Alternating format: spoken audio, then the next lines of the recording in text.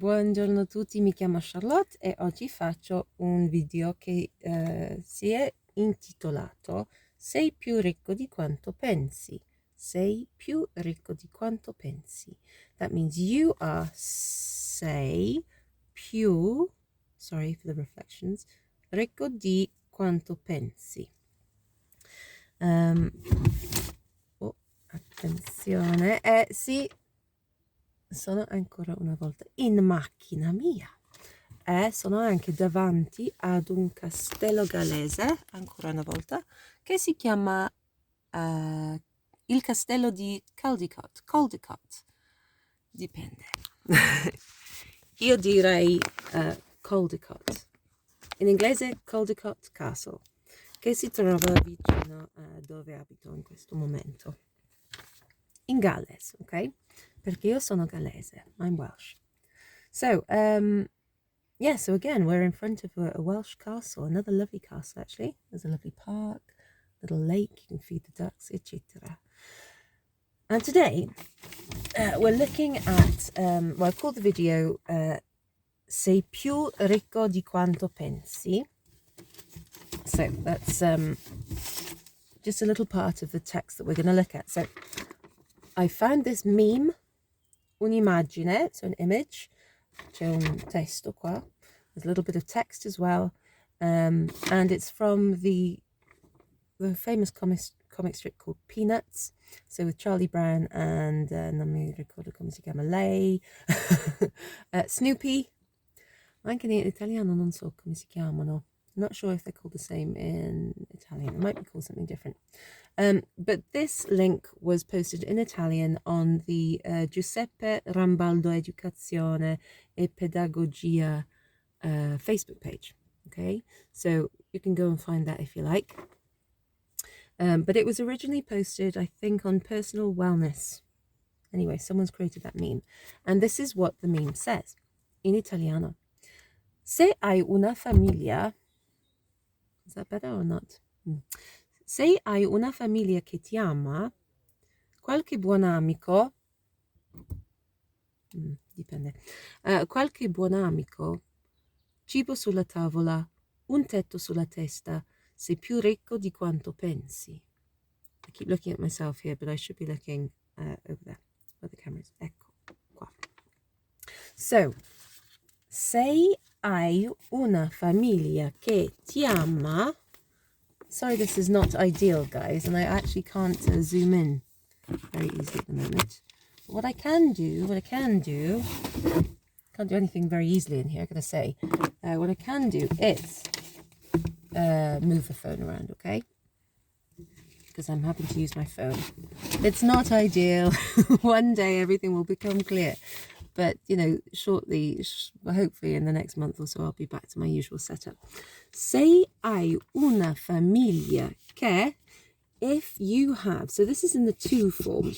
This is an informal text. It's addressing one person informally rather than using the formal lei form or the voi form, which is plural. So this is addressing you like as an individual or someone as an individual informally. Sei hai, that's from the verb avere, to have, one of the modal verbs, you need to know that one. Se hai una famiglia, famiglia, obviously family, you got this GLI, famiglia. You see that lia or li. I do have a bit of a cold at the moment, I think. So a familia, it's kind of a li. It's almost like a li, but there's like an extra syllable somewhere there. Una famiglia che ti ama. If you have una famiglia che ti ama, a family that, ti again is the to form, it's a direct object pronoun.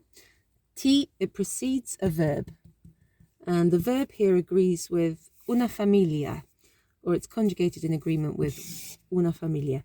If you have a family that ti ama, loves you, a family that loves you, so it's the family that's doing the loving, if you like. And so amare is conjugated in the third person singular. Sing. because it's the family loves. And here the T precedes the conjugated verb. So in this sentence, you have the conjugated verb I, you have, which agrees with you, the person I'm addressing, or the person this text is addressing. And then another verb that follows, which is also conjugated, because we're talking about una famiglia che ti ama, a family that loves you. So, se hai una famiglia che ti ama, okay, if you have a family that loves you, that's the first thing, prima cosa. Qualche buon amico, qualche is, it means some. So when you use qualche, you follow it, when you say some friends, some flowers, some people, so whatever it is. Excuse me, when you use this qualche, you follow it with a singular noun, okay? So that's quite a nice little cheat. If you want to, I'm sorry. If you want to talk in Italian, you want to say, I have some of this or some of those things, you can use qualche plus singular. So buon amico, buon, normally an adjective, follows after the noun. So amico, un amico is the noun, the singular noun, masculine noun. Friend, like male friend, but friend. Normally it would be like the adjective that describes the noun would come after, generally come after the noun. But here, this is like a very common adjective, and there's certain ones which can precede, common adjectives which often can precede a noun, okay? So, buon amico, it's like buono, which means good. Buona would be the feminine singular. Buoni, buone, the endings would agree. O, A, I, or E at the end, depending on which friend it is. A male singular friend, a singular female friend, plural male or mixed bunch of men and women friends, or feminine or female friends. But here we've got qualche buon amico because we're just using the masculine like as a default, because that happens sometimes in like Romance languages and maybe others. And even though it's in the singular, qualche buon amico means some good friends, plural, okay? Buon comes from buono, but it precedes the noun amico here as it happens, and as a result there isn't an O at the end. Qualche buon amico is more difficult to say than qualche buon amico. And similarly, you might see common adjectives that precede a noun changing their written and spoken form. So, for example, bel, un bel amico would be like the masculine form, lovely or handsome or beautiful, if you like, instead of bello. So if you see a form of an adjective that precedes a noun and looks slightly different, maybe because it doesn't have an O at the end, for example, that's why that does happen sometimes. It's to do with like the order of the adjective and the noun. Anyway, se hai una famiglia che ti ama, if you have a family that loves you, qualche buon amico, some good friends, remember that's qualche plus a noun, a singular noun actually means some friends. Cibo sulla tavola, can you see that there? Cibo is food. Cibo sulla tavola, cibo sulla is on the. So what we have there is su plus la. Let me just get one of my whiteboards. I've got a big whiteboard and I've got 3 little whiteboards. Pen. Right, su. When you have su, which means on, generally, plus la, we get sulla. It's not that difficult. The feminine singular su is the preposition which means on. Sorry about the reflections, guys. Su means on, su. When that is followed by la, like on the table, la tavola, You don't have su and then a space and then la and then tavola. You do a little bit of prepositional maths, as I like to call it. Su plus la equals sulla. It would be the same with di plus la becomes della. A plus la becomes alla with double L. So that's what's happening here. So cibo sulla tavola, food on the table. Let me show the next bit. Un tetto. Dov'è? Un tetto qua. A roof. What do you think this bit means? Un tetto sulla testa. Sulla again is su plus la because la testa, your head, the head, over your head it means. Sulla means over in this context. In English we'd say over your head. Sei più ricco di quanto pensi. You are, that's from the verb essere. Più means more. Ricco is the adjective that means rich or fortunate, if you like, or wealthy or whatever. Di quanto, then how much. Quanto means how much. Pensi, you think. So that's the to form, the present tense, pensare.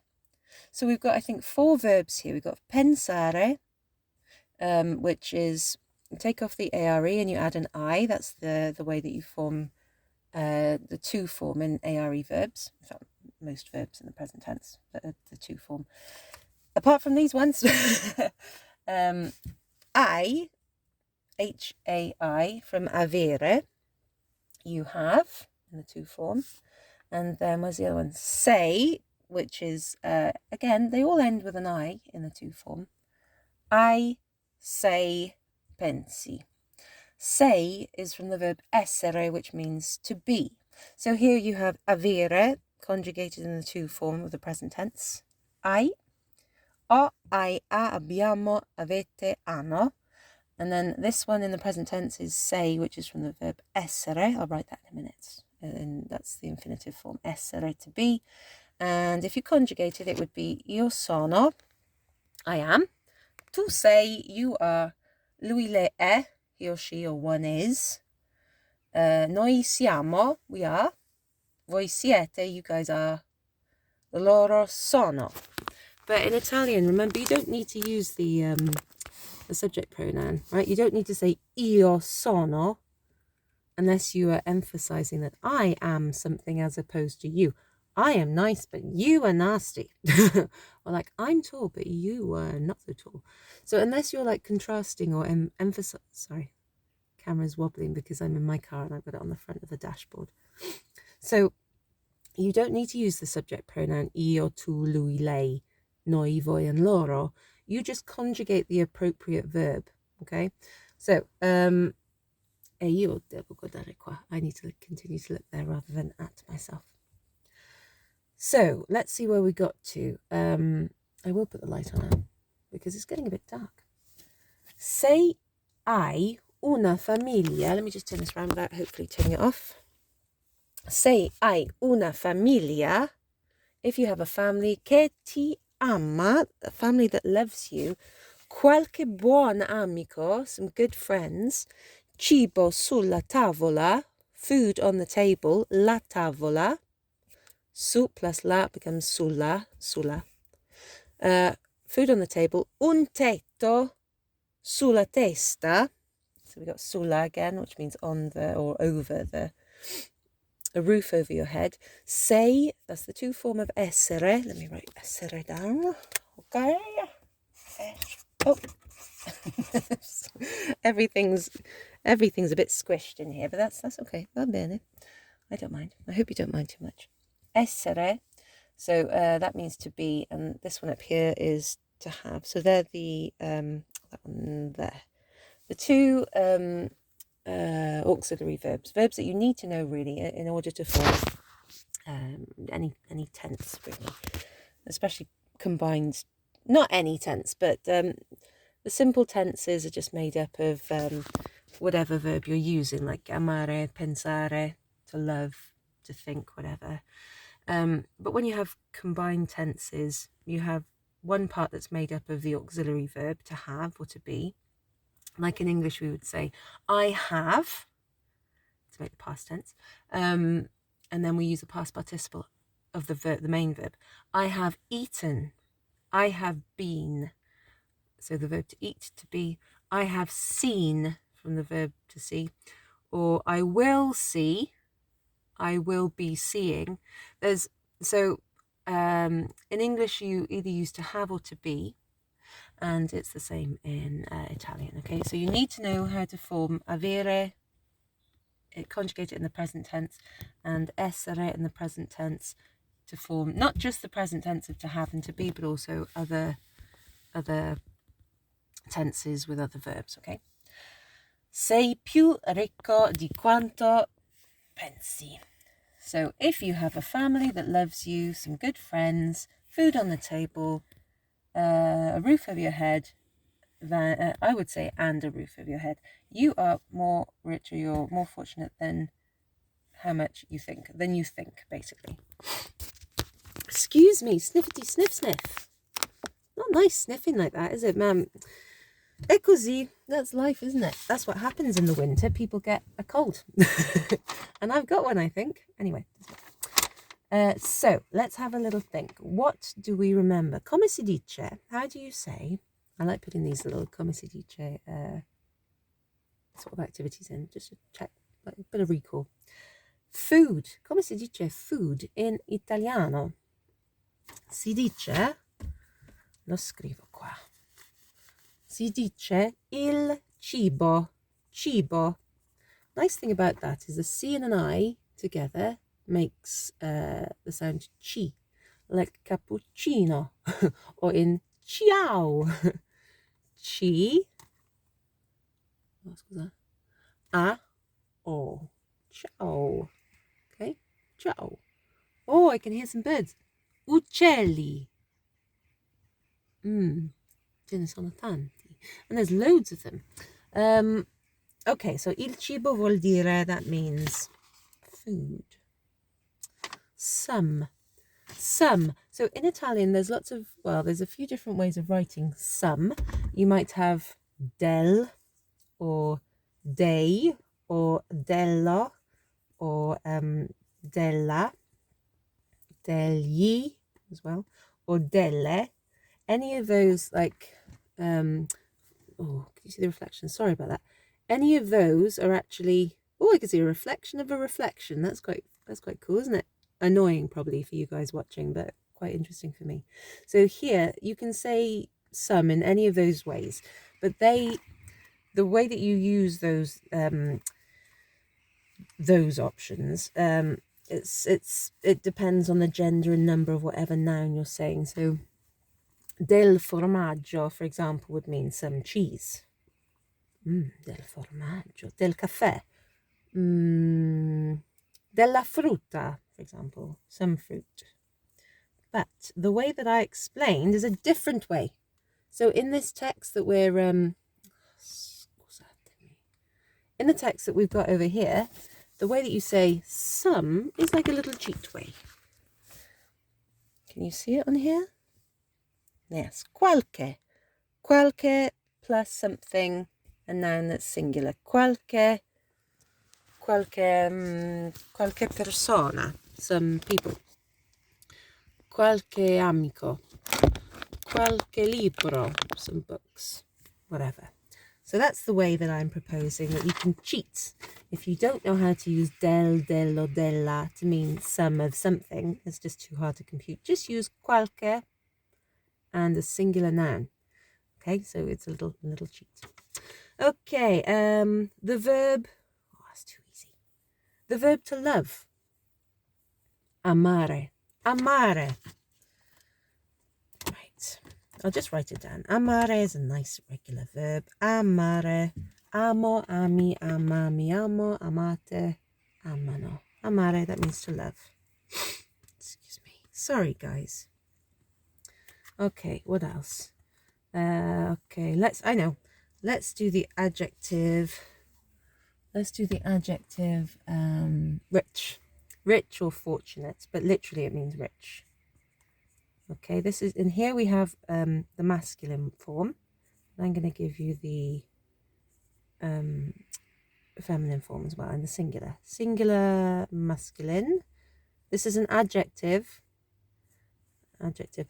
If you're reading like a dictionary, sometimes you'll see AGG, and that's just the Italian way of spelling adjective, like in an abbreviated form.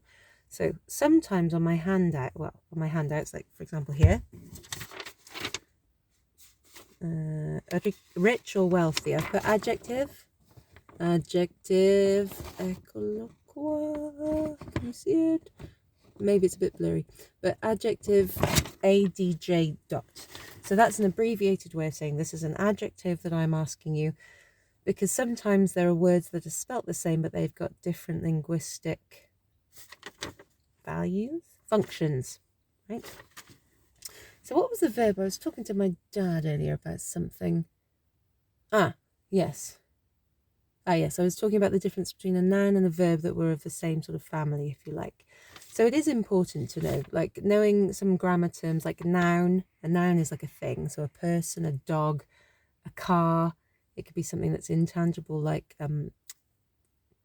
is it intangible? The air, love, hate, desire, frustration. They're nouns. They're like things.